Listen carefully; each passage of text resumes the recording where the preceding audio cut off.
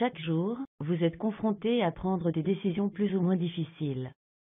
Selon que vous ayez à décider de l'installation d'une nouvelle ligne de production ou à acheter une voiture de fonction, le nombre de paramètres à prendre en compte et le nombre de personnes à associer à votre décision varie. Devant cette abondance d'informations que vous avez à traiter, prendre une décision peut entraîner une peur de vous tromper, d'autant plus qu'aujourd'hui le droit à l'erreur est de moins en moins toléré dans les entreprises.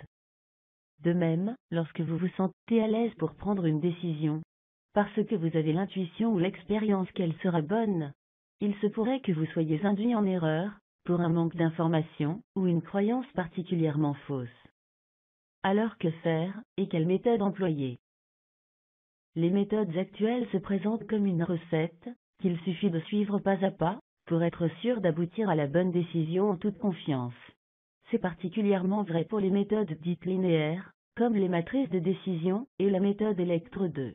Il s'agit pour la plupart d'entre elles, de procéder dans une logique linéaire, à définir le problème, identifier les critères, et les pondérer, formuler les alternatives, puis les confronter entre elles, et enfin décider. Il est vrai que ces méthodes séduisent les utilisateurs, par leur côté formel et systématique, ce qui procure une confiance chez les personnes impliquées dans l'analyse. Mais elles ont également l'inconvénient d'empêcher les utilisateurs d'avoir une vision globale, dans la mesure où les étapes sont conduites, une à une, empêchant d'englober le problème dans toute sa richesse et toute sa complexité.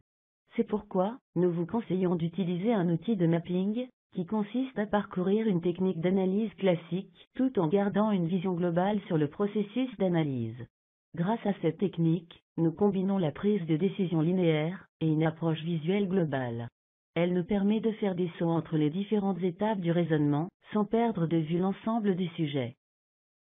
Définissons d'abord la prise de décision, comme un ensemble d'activités qui consistent à choisir une solution parmi plusieurs possibilités, et d'élaborer un plan d'action pour sa mise en œuvre.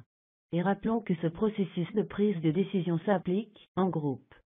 Ce groupe est pluridisciplinaire, et se compose de managers et responsables, concernés par la décision à prendre. En principe, ce groupe devrait inclure aussi la personne qui aura en charge la mise en œuvre de la solution trouvée. Nous allons dérouler ces activités en répondant aux questions suivantes. Quel est le problème? Quelles sont les causes de cette situation? Quelles sont les conséquences de cette situation? Quelle est la situation désirée? Comment peut-on formuler précisément notre problème?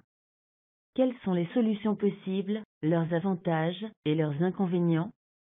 Quels sont les critères pour décider des meilleures solutions identifiées? Comment évaluer les meilleures solutions? Quelle est la meilleure solution? Et enfin, quoi faire pour mettre en œuvre la solution choisie?